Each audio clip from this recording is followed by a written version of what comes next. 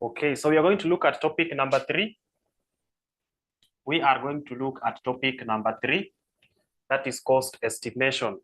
So when you look at that topic, remember we are trying to do the costing. Management is about management of costs. That is the main objective of this particular unit. So when we are going to manage the cost, then we have to look at what we are going to incur. We have to look at what we are going to incur to do what? To produce a given product. So when we are going to manage the costs, how are we going to arrive at setting a costing system whereby the only thing we now need to do going forward is to just insert the variable element so that we can have our costing system put in place to help us get the total cost incurred at any given time for the output level that the company wants to deal with. So my number one item here, which we are going to look at, is the methods, the costing methods, the cost estimation methods that we are going to apply are normally classified into two. That is mathematical methods and non-mathematical methods. So if we are going to look at the classification, the mathematical methods are classified into two, and non-mathematical methods are classified or are always four in number for this particular course content. So let us start with the mathematical methods. What are these mathematical methods? Which ones are they? This one do not even require someone to attend the class because it is already provided in our course outline. Is there someone who is able to help us identify the specific cost methods under mathematical methods? Is there someone who can help us identify that? Do we have someone who can help us identify that?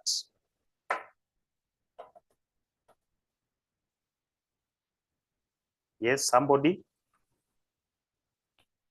Somebody to help us identify that? Somebody to help us identify that. The costing methods, yes, we have linear regression. Another one, under mathematical methods. Under mathematical methods, which ones are we going to have? Which ones are we going to have?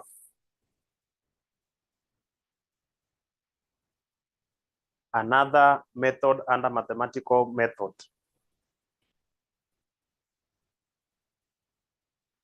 Somebody to assist us there. Somebody to assist us there.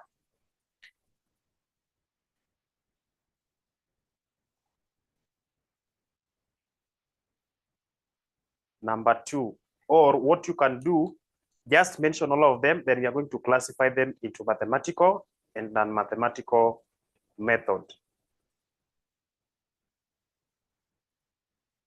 Can someone help us now in that area?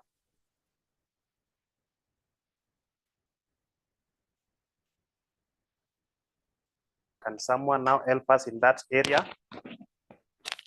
I try to get my marker pen. Yes, we have accounts analysis, we have ILO method, we have scan.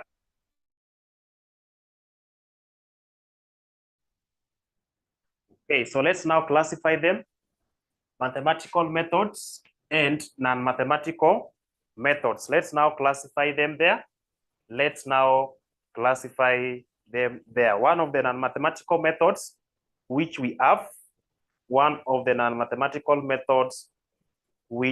we have, is accounts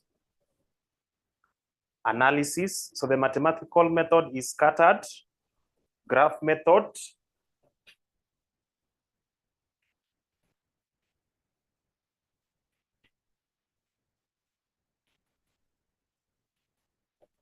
Then number 2, we have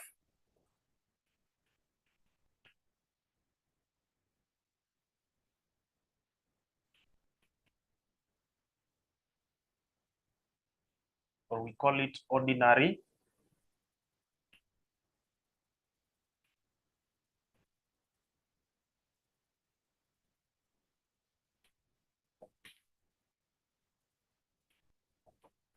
Then here, this is where we have accounts.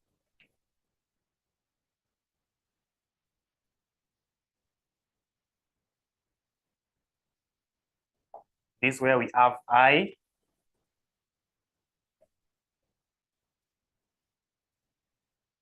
This is where we have engineering.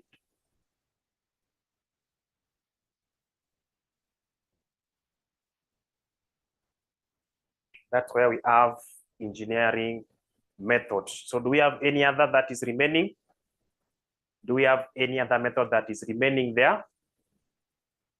Do we have any other that is remaining there? So as you do your studies, in this particular topic, don't forget about this. Don't forget about this. Don't forget about this. Don't forget about this, and also don't forget about that. So you'll find that all of them are very important to us, but what you need to know under engineering, you basically need to know what the method is,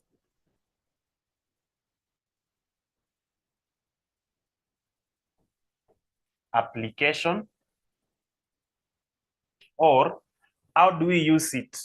How do we use it to come up with the cost estimates? How do we use this to come up with the cost estimate system? That is all you need to know about engineering.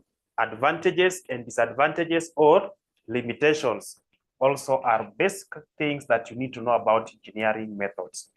When I come to I-law method, just know disadvantage, advantage, disadvantage, advantage, and also this. That is these other ones. Know the advantage and the disadvantage. Once you know that, because all of them, all these other methods must take you to y is equal to a plus bx, which the other day we said that y is the total cost, a is the fixed cost,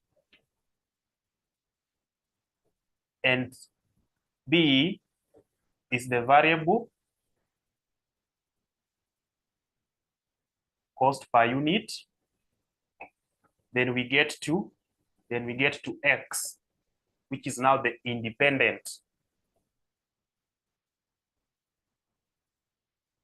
variable. We call it cost driver. In management accounting, we call it cost driver. It will determine what the total, it will determine what the value of y is, because a is constant. Variable cost per unit is constant. But whatever is going to determine our total cost here is now the quantity of the output, the activity level, of which this activity level can be machine hours,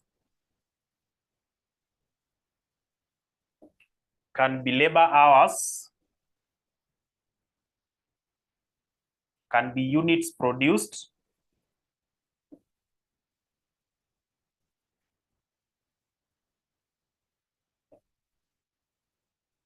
it can be advertising expenses,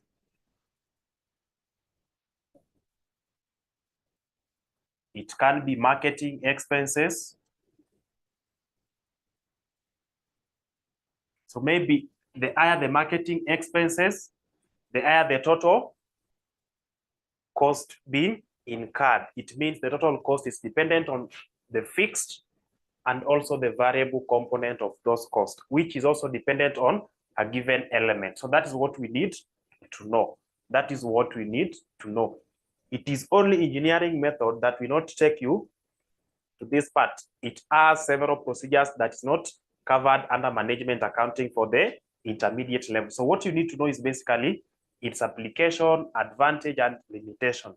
These are the ones you have to know how to arrive at the final figure here. You have to know how to arrive at that final figure. Now today, I want us to look at, if time will allow us, the 3 of them, but the 4, but I would like us to start with, the simple one that will make you understand everything, the 𝐼LO method. So let's speak on that. Let's speak on 𝐼LO method. Let's speak on 𝐼LO method.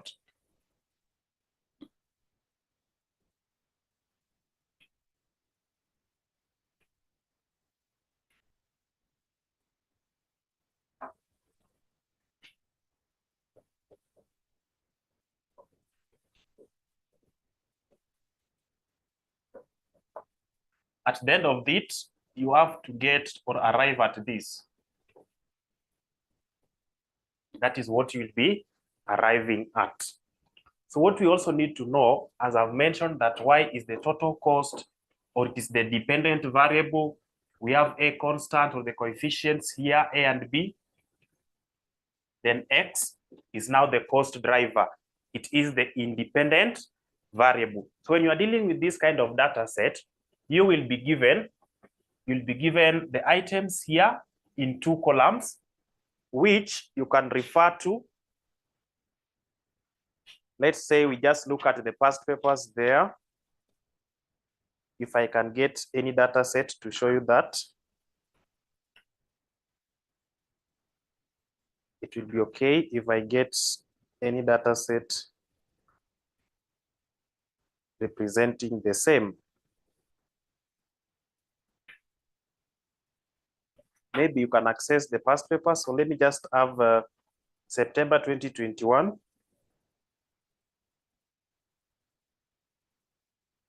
Just have some figures there. We have 460. That is total production cost.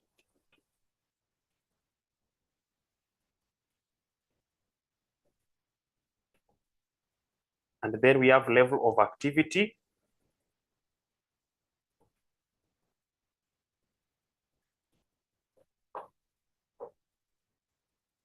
Total production cost, of course, is in thousands. And then this one here is given in units produced.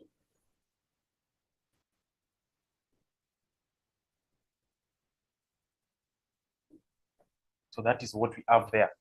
Of course, they are only those 2 columns. So the first one is 460 against 30. We have 300 against 22. We have 480 against 33. We have 550 against 39. We have 570 against 41. We have 310 against 24. We have 410 against 29. Then we have 455 against 32. Then we have, so let me just modify this to meet my interests. We have for 55 years, but it is against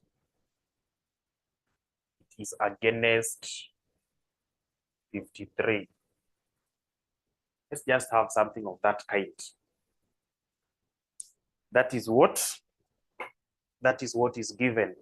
Now, you are being told to use 𝐼LO method to solve this particular question. You're being told to use 𝐼LO method to help us come up with a cost function.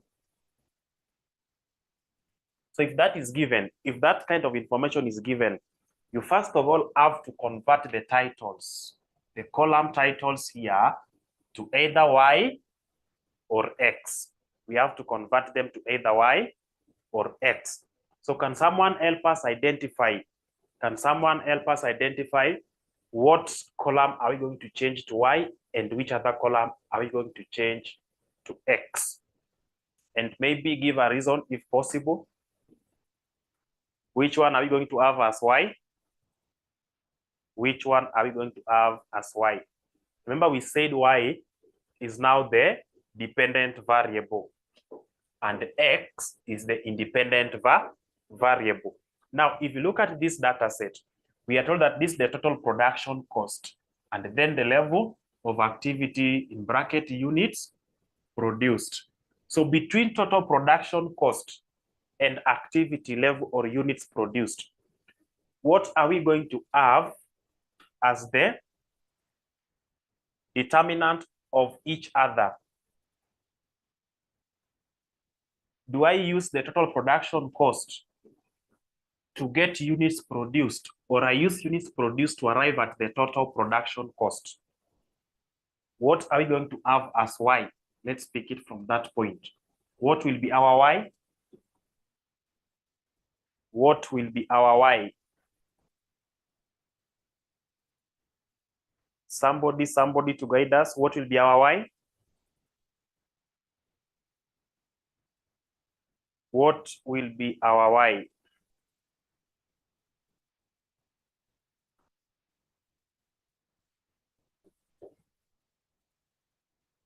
Level of activity is x. So somebody is telling us that the level of activity is x. For us to arrive at the total production cost, we take the fixed costs plus the variable cost per unit, which is B. Then we multiply by x. X is the activity level. Our total production cost is dependent on the units that we are going to produce to give us the total variable cost. Then we now add to the total fixed cost, or the total fixed. So the total costs will be total fixed cost plus total variable cost. Total variable cost. That is what we have there. So once you've known that, there's no need of again returning these titles. So we now know very well that you only have two. We have y and we have y and x. So that is it. Now, when you're going to deal with this particular question, using which method? 𝐼LO method. We are going to consider the combination of the highest value and the lowest value, starting or considering the values of x, not values of y. We are considering the values of x, not values of y. For example, if I want to get the combination of the highest value, which one are we going to pick? Because we are going to apply 𝐼LO method. So let's have the first coordinate. The first coordinate should be of the highest value. Can someone tell us the combination? And remember, when you're going to give the coordinates, we normally start with x, comma, y. It is x, comma, y. So can someone give us an int? The combination of the highest value. Let's call it coordinate t. What will that coordinate be? 53. So we are having 53 as the combination of the highest value. That is 53, 4, 55. 53, 4, 55.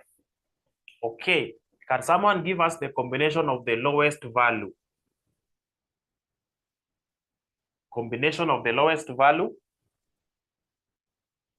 Combination of the lowest value. Which one are we going to have? Combination of the lowest value. Combination of the lowest value.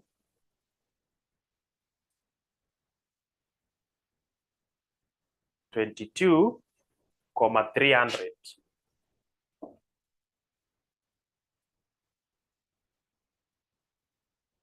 So that is the set, that is set A of somebody who has started considering this highest and lowest value using starting from the x side. Another person will say, Okay, this is why. So the highest value in this place here is 570. So they take 41, 570. They call it T, that is the highest. They take their lowest, look for the lowest value here, get it as 300, so it will be the same, 22, 300. So group A will take this to work out and get their cost function, which is y equal to a plus bx. Team B will also use this to calculate their y equal to a plus bx. So as we now move forward, this one here is wrong. We consider the highest and the lowest value using the cost driver. Call this X or cost driver. It is independent. It directs, it tells us what the cost or the total cost will be. The fixed cost does not change. The only thing that changes the cost is the variable cost component, which is this X here. That X is what changes. So you have to identify them, first of all, to do away with the name of the titles, which we've done. From there, once we've known that, if you're going to apply the I-law method, then we now move to this side of X and look for the highest value and the lowest value. Even if our highest value here with whatever is this side do not correspond to the highest value in column Y, still we just consider the highest value of X. And that's why we are saying that group which took 53,455 instead of 41,570 has got the right answer. So let's do away with this. We've now known how to identify such. Once that is done, we have this. So this is what normally happens. Sorry.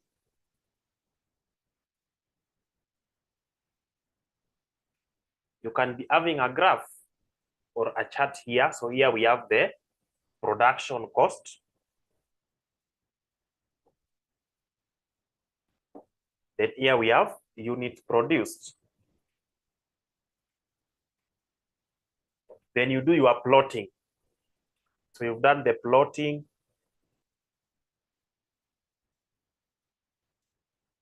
You want to look for the line of best fit.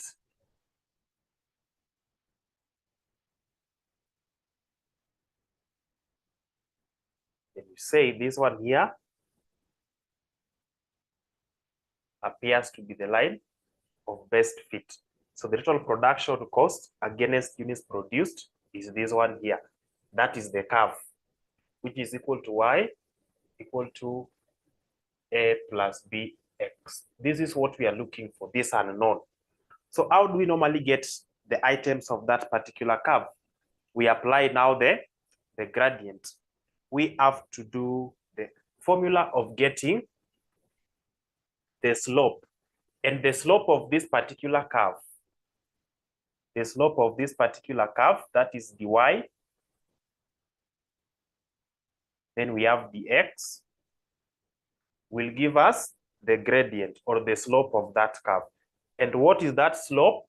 It is this value here.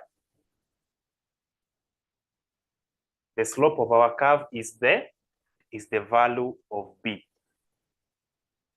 Then, how do we get the value of a? At point A, we have not produced anything.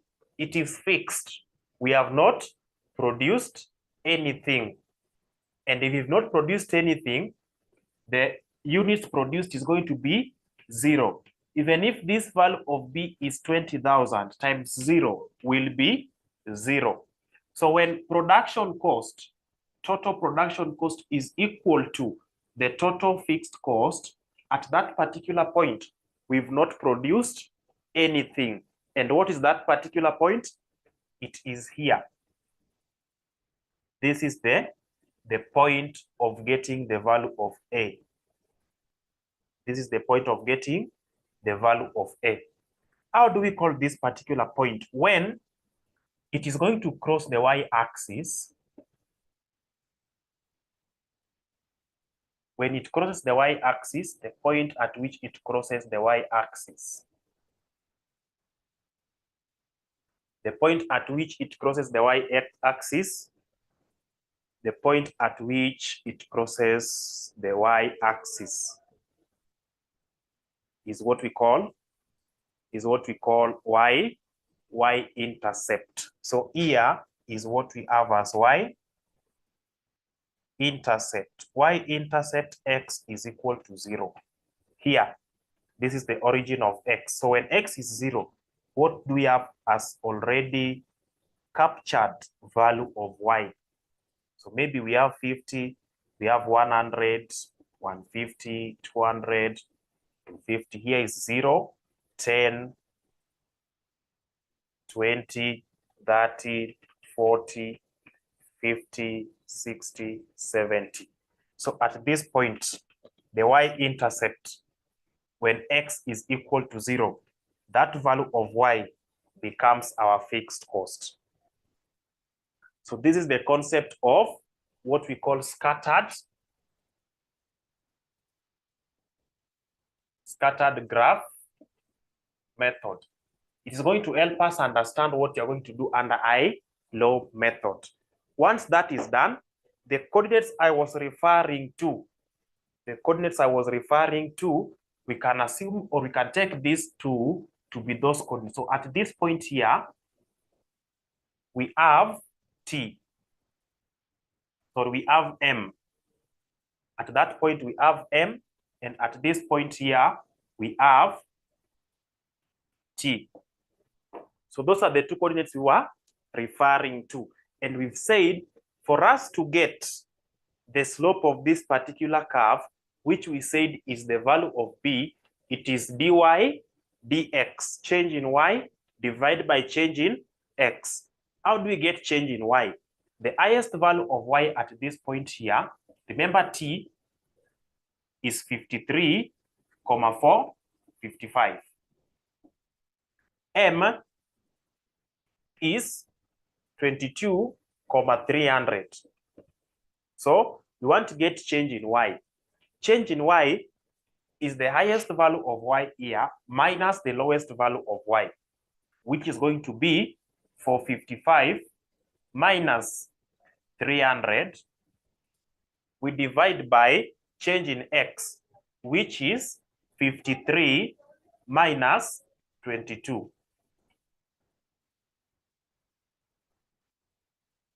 So let us now get the slope or gradient of that curve is equal to 455 minus 300 over 53 minus 22. So what is the value of G? That is the gradient or slope of that curve.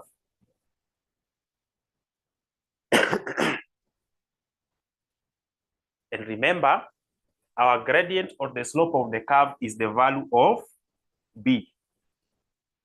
It is the value of B. It is B. It is B. So somebody to get us the value of B. Somebody to get us the value of B.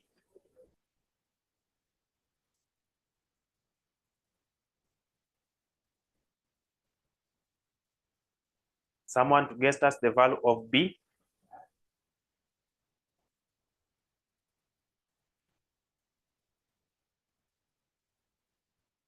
Someone to get us the value of B.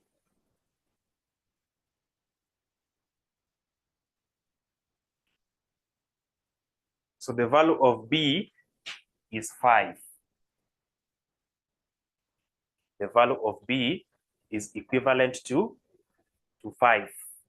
Now, I just want us to do it somewhere here. If the value of B is 5, are we able to get X? Are we able to get A? That is what we are looking for. We have to arrive at a function of this nature. Now, we take any pair of the coordinates which we got here, either the highest or the lowest, any of them. So let's say we've decided to pick this pair of M, which is 22,300. That is the coordinate we've decided to pick. And our function says y is equal to a plus bx. What is y? Total cost. This is the value of y, 300, is equal to a, which we do not know, plus b. Do we have the value of b? We have calculated it here. It is 5 multiplied by x. What is our x in this particular coordinate where we got the 300? It is 22. So we multiply by 22. It means for us to get the value of a, we will say a is equal to 300. This one is plus. If it crosses the equal sign, it will be minus into 5 by 22. So the value of a is therefore equal to 5 by 22 subtracted from 300. Tunapata ngapi? What are we getting? What are we getting?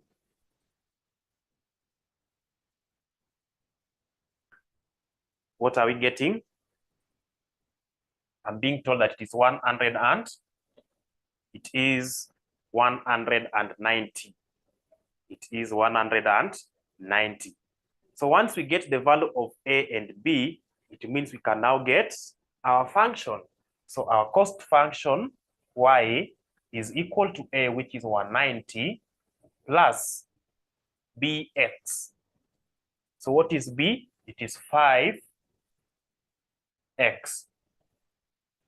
We've created our cost function.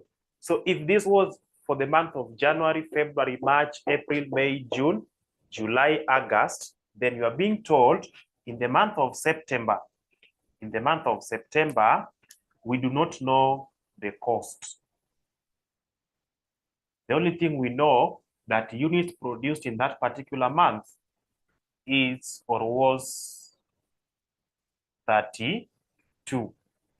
Are you able to give these people the total production cost?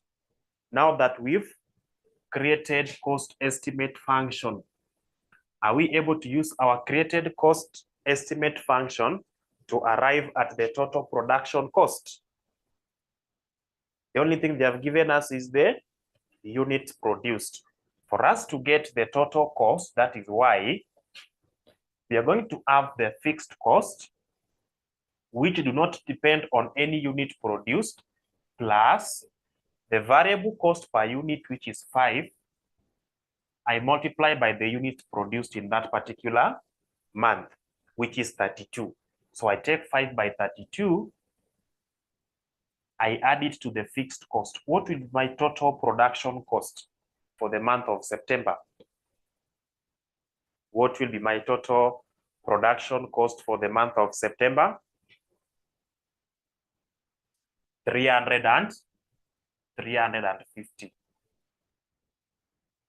If I'm told that in the month of October,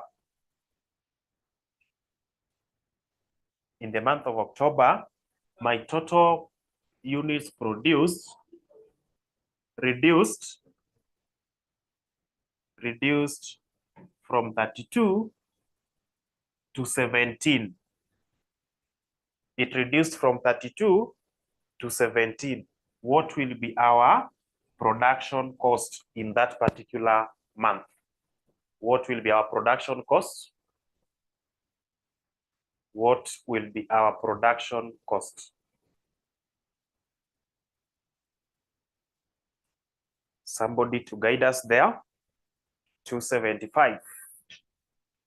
275. I want to see 11 of us confirming that they're able to see or they're able to calculate and arrive at that 275.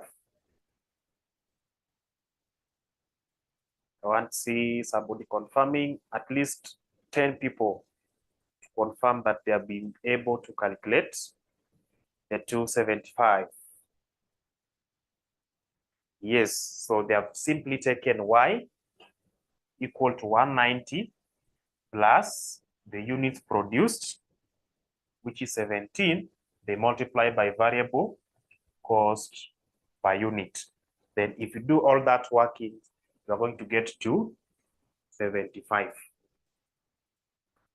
I've given you that information going through the scattered graph method to help you understand, because scattered graph method will be given the value of x, the value of y, and then then you are told to plot, which we've done here. The plotting, which these letters here, these asterisks were representing the plotting.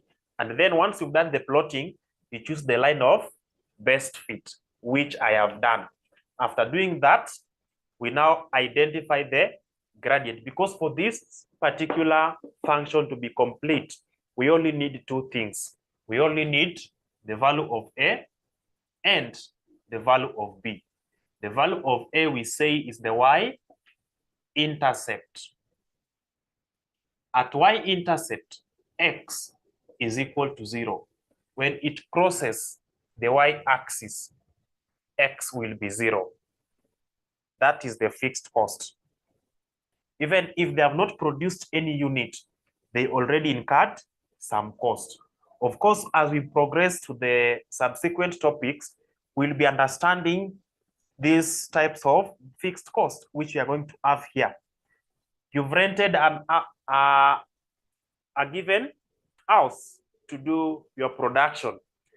In this particular space, you're going to pay rent on monthly basis. So that rent which you are paying, whether you've produced 0 unit, the rent amount is fixed. Whether you've sold 0 units, the rent amount is still fixed. So this is the fixed component you are talking about. You've employed people that you are paying on monthly basis. If they manage to sell 2 units, you pay them their full salary. If they sell 1,000 units in that particular month, you pay them their full salary. It is fixed by contract. You are not going to change it. So it is upon you to maximize the units of output, to maximize the units sold, so that you are able to recover the fixed cost. So that fixed cost which we are talking about is what we have in this space. Even if I've produced 0, it is still there. Even if I sell 50, it will still be there. It is already incurred. It is only this portion that is being added, that is dependent on the units of output. So it means we are tackling 2 things here, the 𝐼LO method and the scattered graph method at the same time. Why are we doing that? Because the 𝐼LO method also applies the same concept of the gradient and the slope. So let's forget about the scattered, but I maintain this.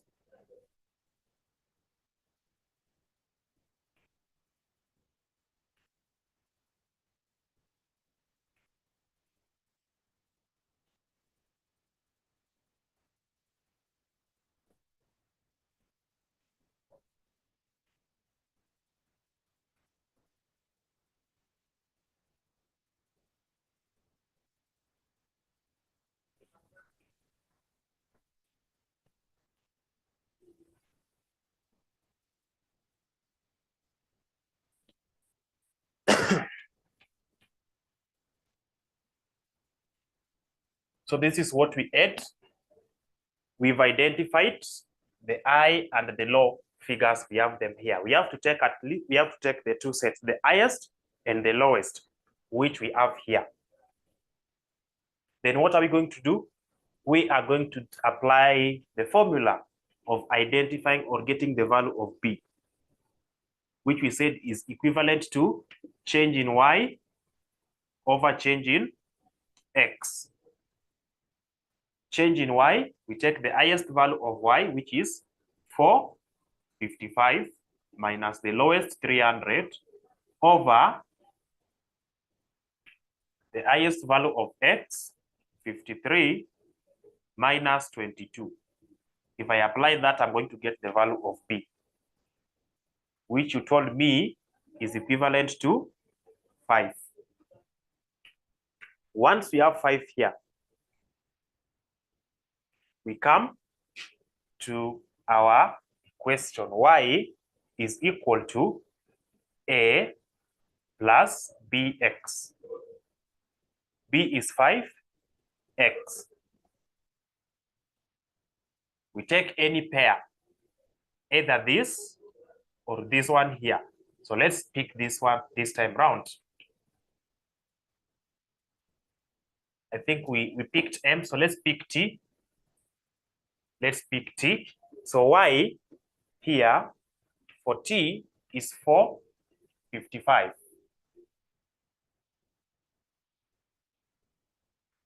Equal to A, which we do not know, plus 5 multiplied by X. What is X in this particular pair? 53. So if I do all that, my A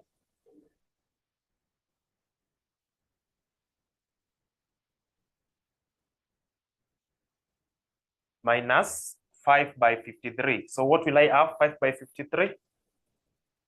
5 by 53, somebody?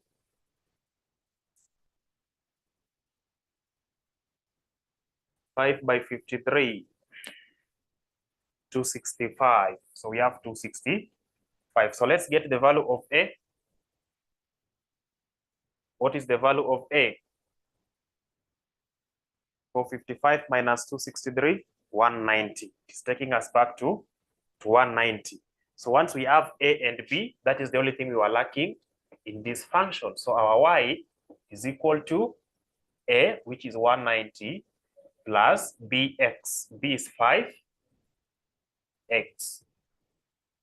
That is what we were required to calculate. So you've seen the only difference between I and low method is that for the, I low method and the scattered graph. For scattered graph, you're going to plot everything. We look for the line of best fit. For I low method, we don't need to go through that procedure. We simply pick the two pairs and then proceed to calculate all these that is calculated or that we have just done here. So is it now clear to somebody? Is it now clear to somebody that you are able to use ILO method to come up with a cost function to estimate even the cost for the next period? Confirm if you are able to do that. Confirm if you are able to do that. Confirm if you are able to do that. Okay, if that is done, then I would like us to move to the next simplest method.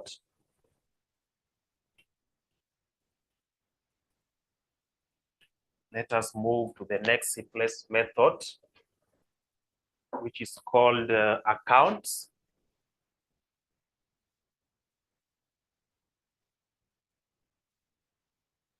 Analysis method. So the accounts analysis method, this one is taking us away from that, but let's just do this. Let's apply regression method.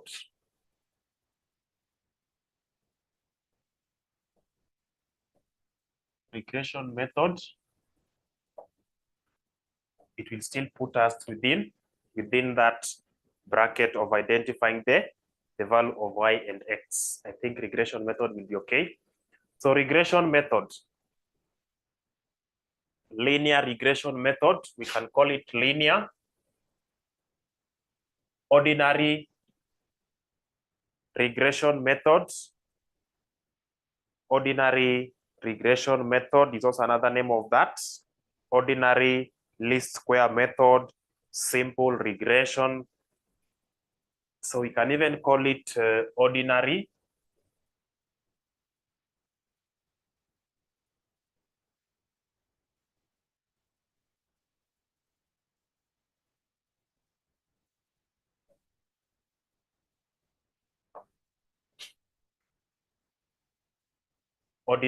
least square method, regression method.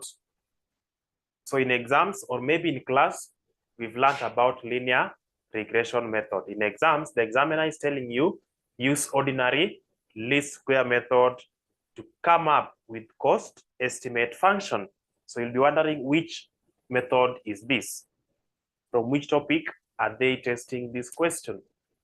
So you have to know the other name, which I will try as much as possible to give you all other names if we will be covering such particular or such concepts, because we have to be very keen. The examiner knows very well that you only cram what has been indicated or what has been taught in class. Are you able to go ahead and even read the other names? So that is what they look for, to ensure that you get confused. But I will assist you as much as I can. So for the regression method, we have to know two things. We have to identify X and Y. Very important. We have to identify X and Y, whereby X remains to be the independent variable and Y remains to be the dependent variable. The final output of this particular method remains to be Y equal to A plus B X. That is the final output of this method. Y equal to A plus BX. Once we've known the final output, what is the second step? This particular method here is to be calculated on a very simple ground. It is supposed to be calculated on a very simple ground. It is to be calculated on a very simple ground. So what we basically need to know, is the first function here is summation of Y. Summation of Y is equal to NA plus B summation of X. Then summation of XY is equal to A summation of X plus B summation of X squared. We only need to know these two.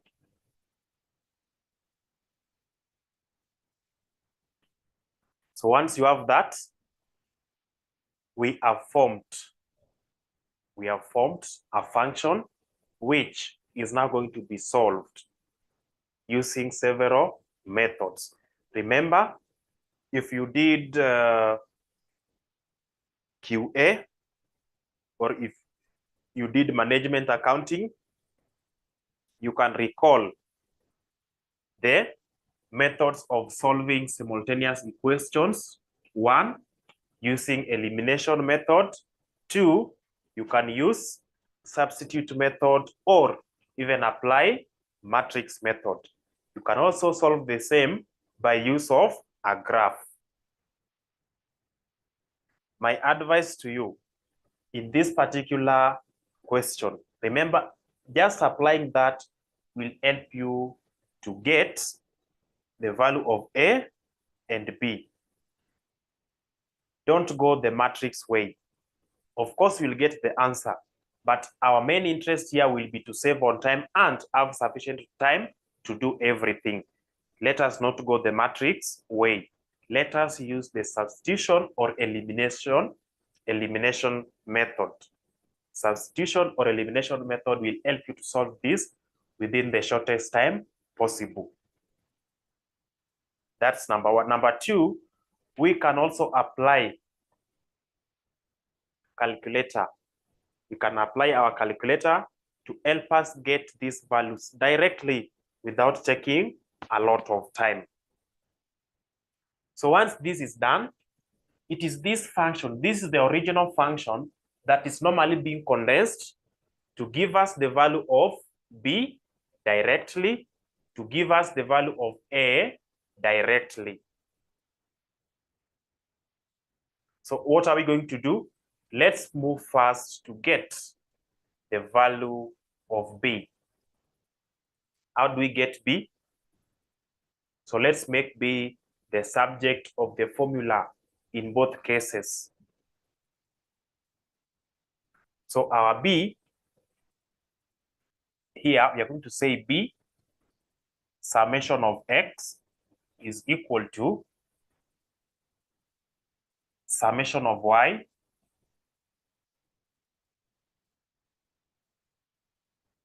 minus NA.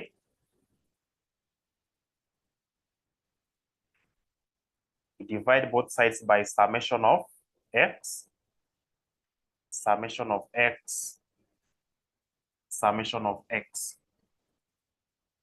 So that is the value of B. That is the first B.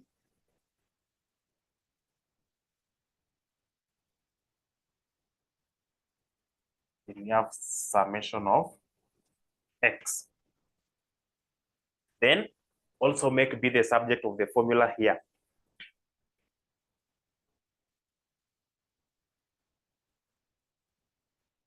Summation of XY minus A, summation of X minus A summation of X. Then we divide by summation of X squared.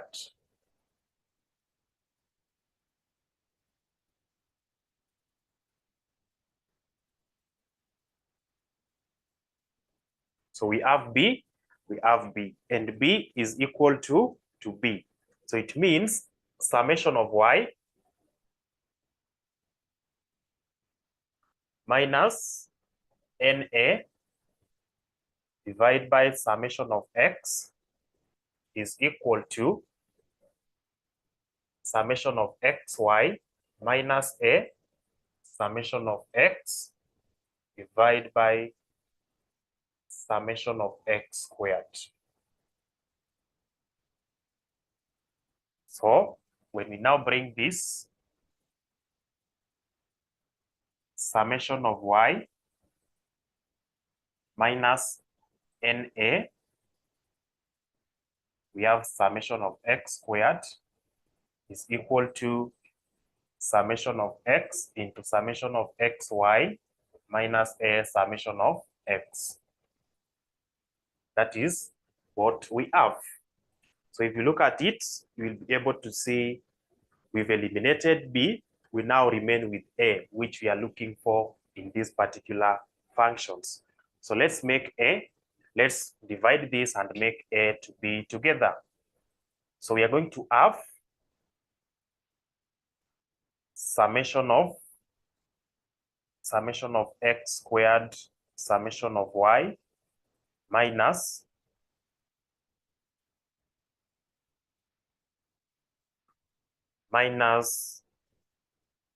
summation of X squared NA is equal to summation of X summation of Y minus summation of X times summation of X, which will now be A summation of X squared. So we have A here. Let's eliminate and remain with our A. Let's have A on its own. So we can take it this other side. And then we have these ones here together. So we have all of this to go the other side. So we have minus summation of x squared NA is equal to this summation of x, summation of y, minus, so this one here, we are going to bring it this side to be plus, that is A, summation of x squared. Then this one is brought this other side. Then we have this one here that is being transferred to the other side. Then we have this portion here. We have this portion here, which is a positive.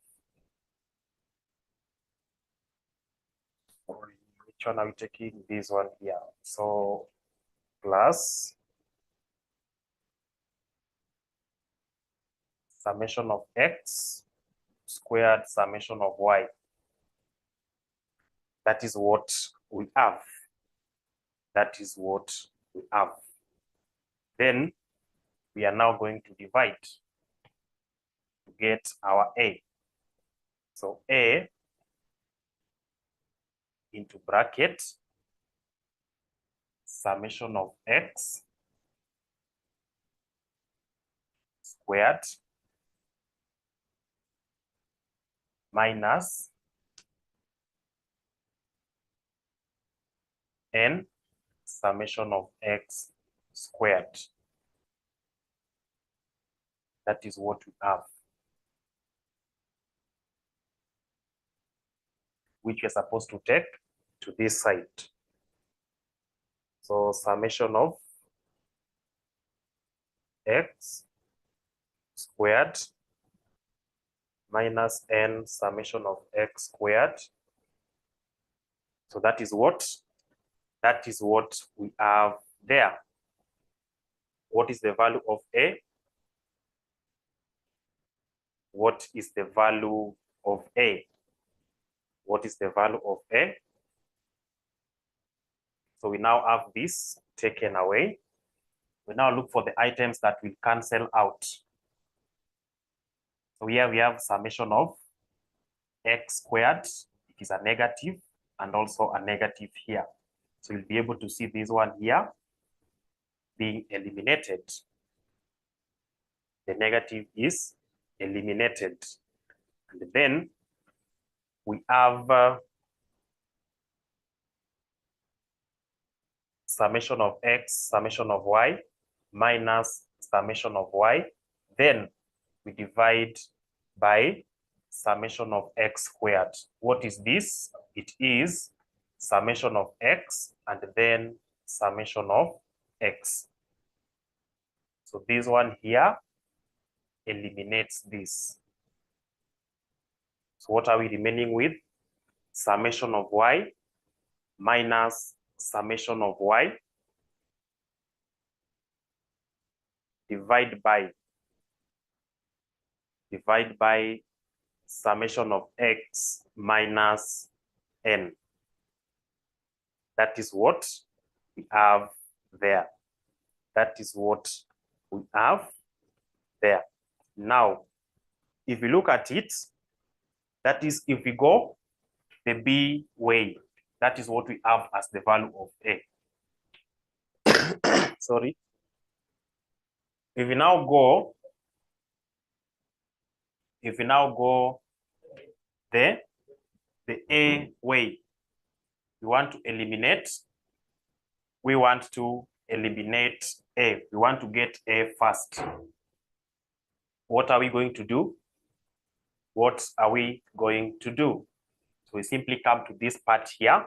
Our A or NA is equal to summation of y.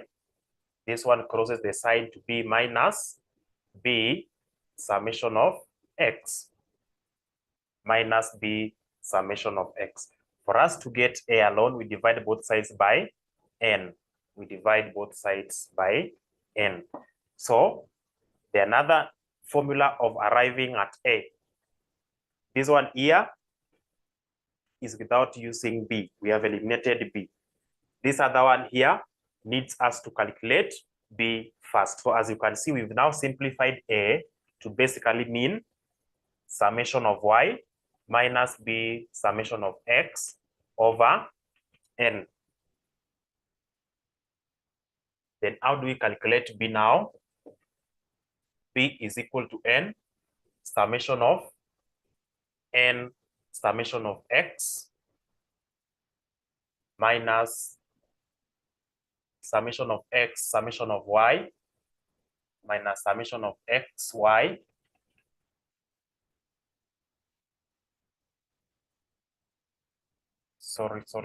is equal to N summation of X minus summation of X summation of Y over N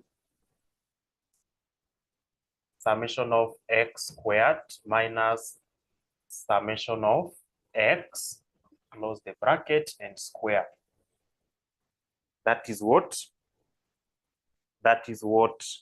you are required to have there. Summation of XY. Sorry, that is what we have there. So in all this procedure, what was being done here is basically trying to modify this to help you calculate B directly, to help you calculate A directly. If you cannot do that directly, then this one here is the simplest method. So you can forget everything. You are allowed to forget everything in this particular formula, but don't forget these two things. Don't forget these two things here. So if you see me eliminating something, that means they are not, you are allowed to forget them. We are allowed to forget all that. We are allowed to forget all that, including this one. You are allowed to forget.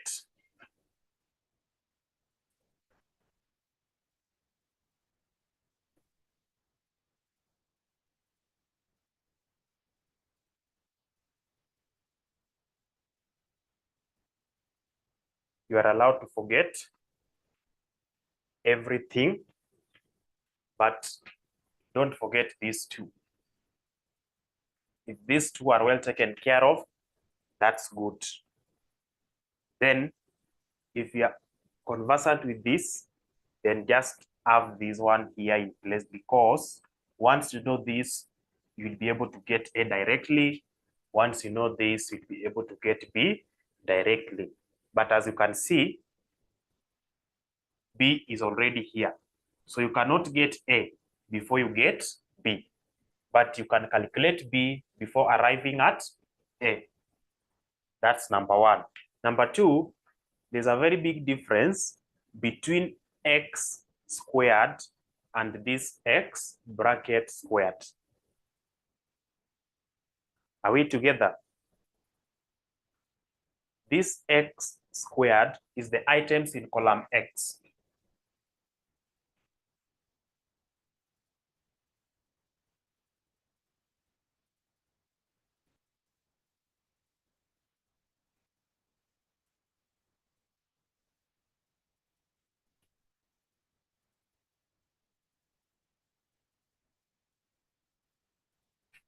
We are going to have our values here. Let's say 4, 3, 7, 9, 2, 3, 1, 5. So X squared will be this one here, 4, 9, 1, 25. XY will be 8, 9, 7, 45. Then down here, we now get the summation. So here is summation of Y, summation of X, summation of X squared, summation of X, Y. That is it. So in our formula, I want us to insert them into these formulas and see. This n, somebody is wondering, why are you not even talking about n? N is the number of observations. At this point, how many entries do I have? If I could have been given this one here to represent month, here is January, February, March, April. So how many months? I collected data for this particular month. How many months did I use in this particular data set? There are 4. So that 4 is the value of n. It is the number of observations. If I have 12 months, that is it. So in some cases, you'll find the examiner giving you the name of the months there, or even 1, 2, 3 to help you arrive at that. But then some also knows very well, I want to punish these people. I want to see if they're able to master what we've been talking about. So they basically forget about it and wait for you to see if you have been able to identify that n is basically the number of observations, which is 4 in this particular illustration. So once that is done, you want to get the summation of y. We simply add whatever is in this particular column. That is 7 plus that 14, 23. That is what we have. Then x here, when we add everything, that's 5, 6, 11. Here 13 plus this will be 38, 39. Then if we add everything here, it will be 52, 61, 69. Confirm if those figures are correct. Before we proceed, confirm if those figures are correct. Confirm if those figures are correct. Okay, so let's now proceed. Let's get B. Let's extract B from that particular question or that data set. So our B is equivalent to n, which is 4. We multiply by summation of xy. Summation of xy is what we have in this particular column. That is 69. Then minus summation of x, summation of y. It means we are going to take summation of x, we multiply by summation of y. So that is 11 times 23. What we get up there, we divide by, so the whole of this, the whole of that will be divided by n, which is 4, multiplied by summation of x squared. We now come to this column of x squared. The total is 39. We multiply by 4. Then minus summation of x squared. And this is the x squared we are referring to. They are taking this summation of x and squaring that particular value. So you take 11 squared or 11 times 11. So you've now seen the difference between x squared and x bracket squared.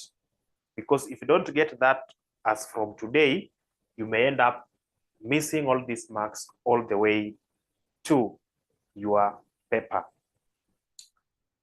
So once that is done, we'll be able to extract B, which I expect somebody to just throw it there. The value of B. The value of B, somebody to throw to us the value of B there. Somebody to throw to us the value of B.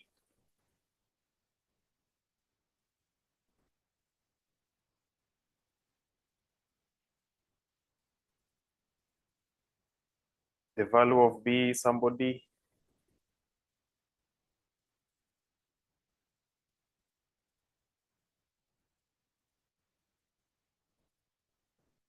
The value of B. You people are letting me down and you have calculators. The value of B.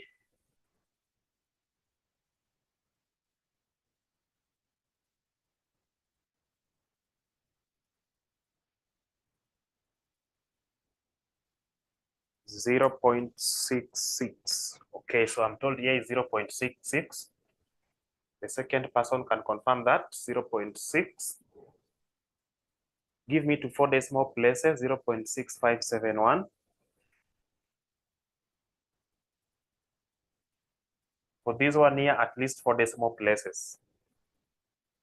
Going forward, if you calculate the value of B, 4 decimal places to help you at least have an accurate value for A. So our A will be summation of Y, 23, minus B, 0.6571, multiplied by summation of X, which is 11. Then we divide by N, which is 4. That's all. Napata ngapi? What is the value of A? What is the value of A?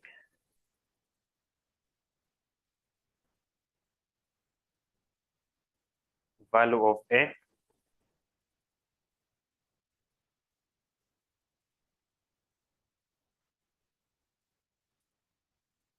Value of A, somebody.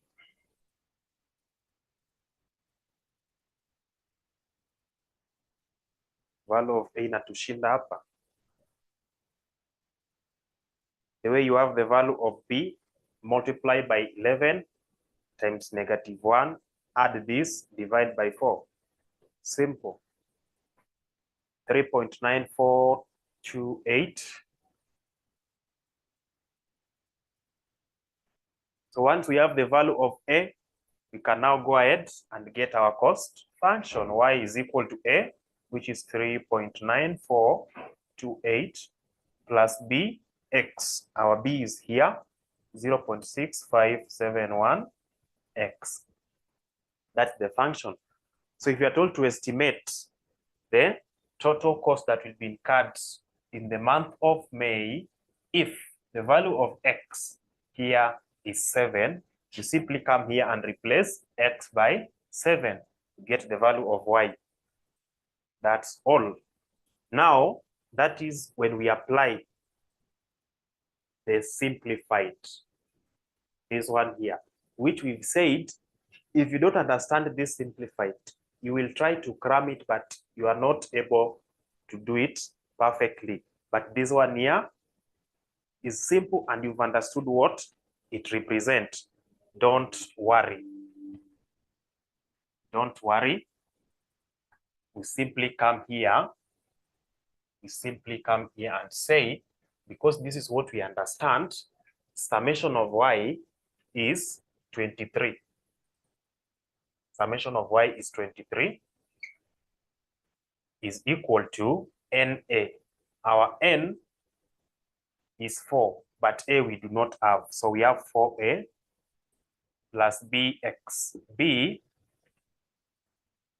summation of X, which is 11B.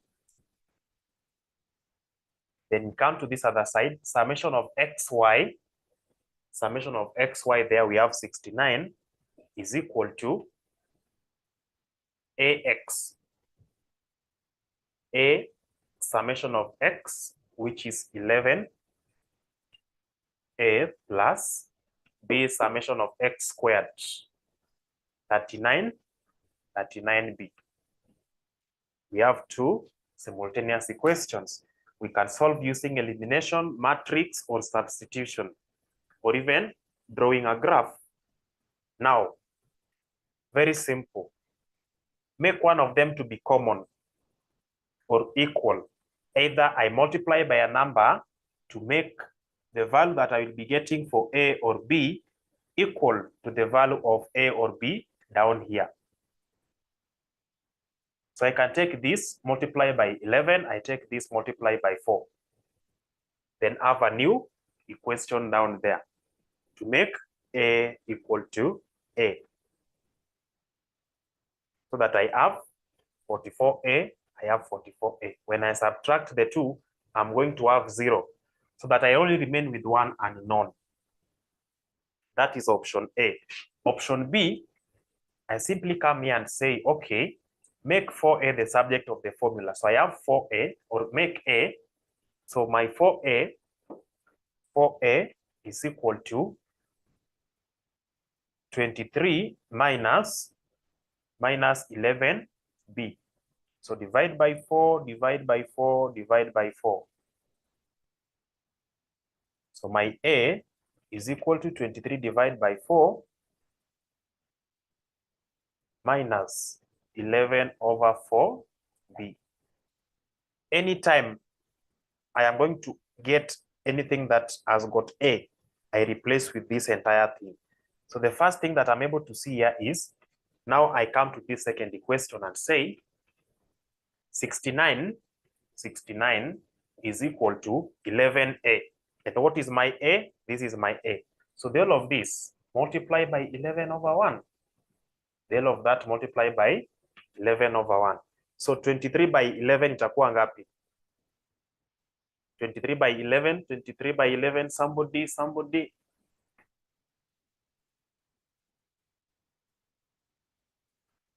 23 by 11. 23 by 11. 253. So we have 253 over 4. Then minus 11 by 11, 121 over 4. But what is the value next to it? B. Then plus 39B. That's all. I've eliminated A. I now only have one unknown. So I collect like terms together. These ones here goes together. This one crosses equal sign to be minus. So 69 minus 253 over 4 is equivalent to minus 121 over 4 B plus 39 B. Hizi zote tukideal nazo tunapata ngapi? Somebody not to let us down. Somebody not to let us down. Tunapata ngapi? Tunapata ngapi? What are we getting? The first simple thing here is to just take 253.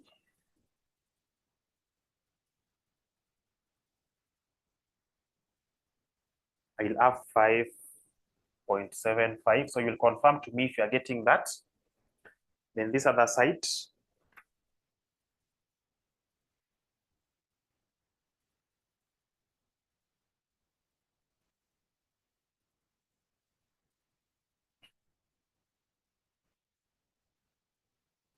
I have 8.75B. So just divide by 8.75, 8.75. The value of B is equal to 5.75 divided by 8.75. To 4 decimal places, 0.6571. That's what I am getting. Okay. Back to your questions which you end up here. Either this or this. Just pick one of them. I come to pick the first one. 23 is equal to 4A plus 11B. 11 multiplied by B, which I have calculated there. So my 4A will be equal to 23 minus this one here.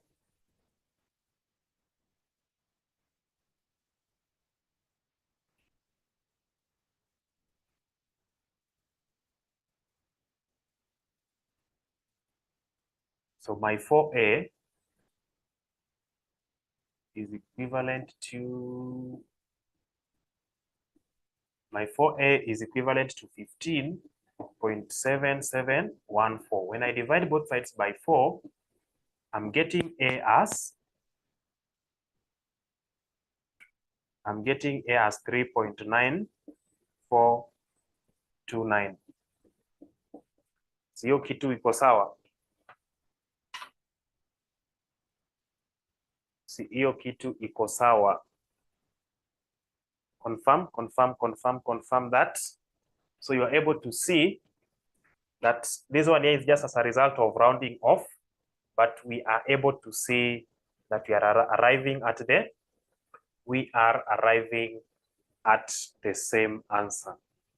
We are arriving at the same answer. As you can see, our A here is 3.9428.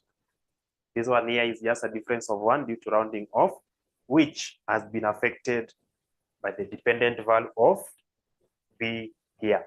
So it means our function will be y is equal to A, which is 3.9429 plus 0.6571 x. That is it. So what I will do, I will share with you the settings in the group there. You try calculating them by yourself. See if you're able to identify x and y. You're able to follow this, draw it down there. You're able to apply this or the simplified one there. Calculate everything. So what you need to do in those settings, you are going to see those papers there already. Just identify, come up with the function y is equal to a plus bx. Make this function in all those questions. And then when we meet tomorrow, I will now go ahead and give you what is there. And then we move to accounts analysis method. So I believe that's enough for today. That's enough for today. Thanks for your time. Have a blessed night and let's meet tomorrow. Same time, same place.